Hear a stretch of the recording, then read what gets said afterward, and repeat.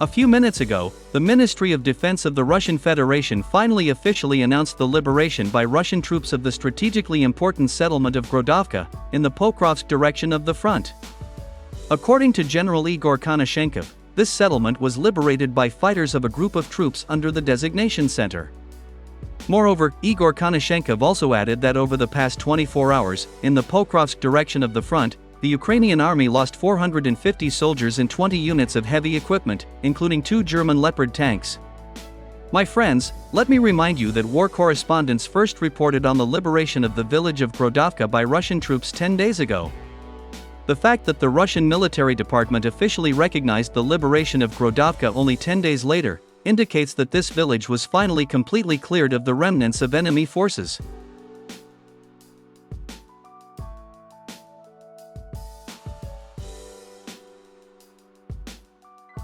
Meanwhile, on October 8, war correspondents began to report that the Russian army had achieved another success in the Volodar direction of the front. In particular, war correspondents confirmed that on October 8, at 9 a.m. Moscow time, the Russian army took full control of the strategically important settlement of Zolotaya Niva, located to the west of the recently liberated city of Volodar.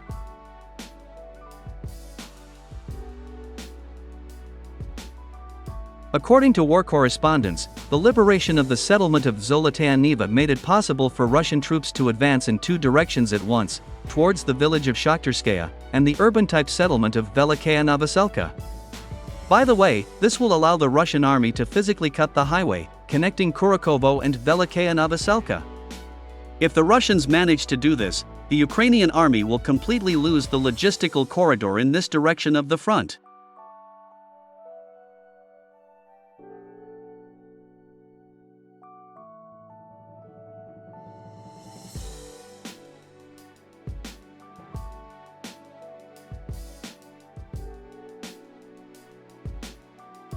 I also drew attention to the fact that as of October 8, 2024, practically all reputable Russian telegram channels began to declare that the Ukrainian army units began to leave the settlements of Kurakovo and Gornyak in small groups. According to them, the Ukrainians realized that it would not be possible to organize effective defense in these settlements, since there was a high probability that the Ukrainian army units would find themselves surrounded. Thus, the offensive tactics of the Russian General Staff have fully proven itself. Let me remind you that after the liberation of the city of Ukrainsk by Russian troops, the Russian High Military Command announced that the Russian army had completely suspended offensive operations on the settlement of Gornyak, and concentrated its forces near the village of Sukharino. Back then, the Russian generals explained this by the fact that after the upcoming liberation of the village of Sukharino, the Ukrainian army units would not be physically able to hold the defense in Gornyak, and would be forced to surrender this settlement voluntarily. And judging by what is happening now on the battlefield, the Russian generals were right.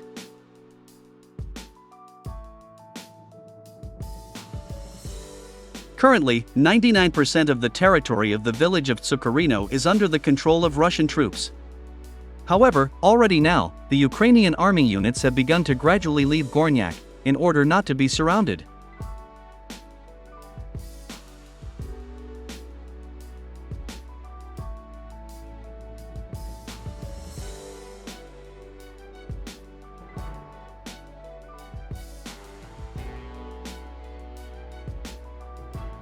Disturbing for the Kiev regime news also comes from the settlement of Izmayovka, which is located west of Gornyak, and south of Sukharino. In particular, war correspondents reported that on October 7, Russian troops not only managed to enter the eastern part of Izmayovka, but also gained a foothold on the outskirts of this settlement. Against this backdrop, cases of mass surrender of Ukrainian soldiers have sharply increased in the Pokrovsk direction of the front. It is reported that in the last 24 hours alone, 70 Ukrainian soldiers and officers laid down their arms and surrendered to the Russian army in the Seladovo and Sukharino areas.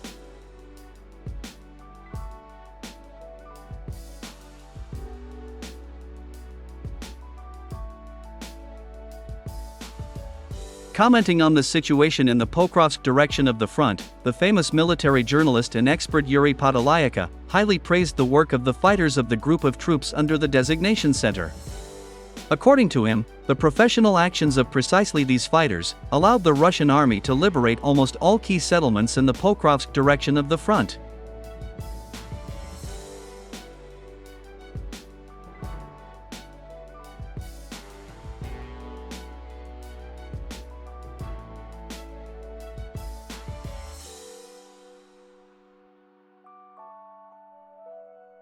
Meanwhile, on the night of October 7, the Russian armed forces launched another massive missile attack on the territory of Ukraine. This time, such regions of Ukraine as Kharkiv, Sumy, Chernihiv, Poltava, Dnipropetrovsk, Kiev, Khmelnytsky, and Odessa were subjected to a massive missile attack.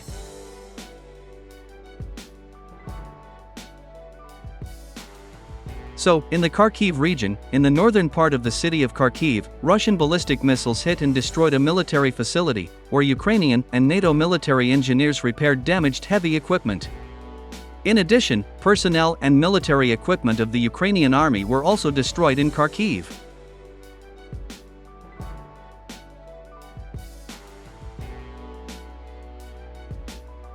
In Sumy and Chernihiv regions, in cities such as Konotop and Bachurin, Russian kamikaze drones hit fuel depots that the Ukrainian army actively used for its own purposes.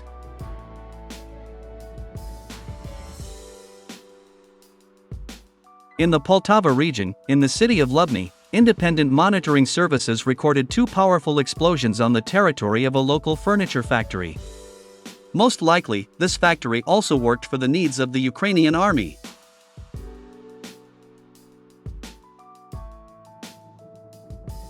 In the Dnipropetrovsk region, in the northwestern part of the city of Pavlograd, Russian ballistic missiles hit an enterprise of the military-industrial complex.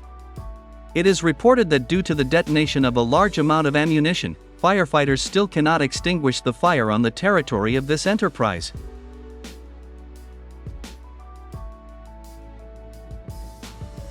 In the Kiev region, in the settlement of Bila Tserkva, a Russian interceptor MiG-31K, using a hypersonic missile Kinzhal, destroyed a decision-making center along with officers of the Security Service of Ukraine.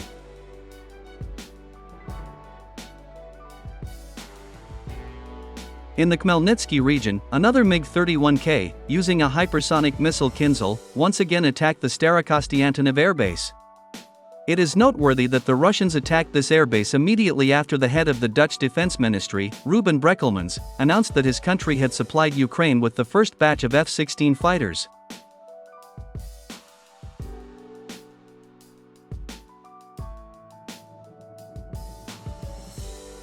And finally, in the Odessa region, in the port part of the city of Odessa, a Russian Iskander-M ballistic missile hit and destroyed a bulk carrier that brought valuable military cargo from NATO countries to Ukraine. Later, the Russian Defense Ministry showed footage of the destruction of this vessel. According to the Russian military department, over the past 30 days, this is the fifth destroyed bulk carrier, which was used by the North Atlantic Alliance to deliver valuable military cargo to Ukraine. It is reported that as a result of this missile attack, NATO lost not only the ship and valuable military cargo, but also 3 of its high-ranking officers, who were on the ship at the time of the missile strike.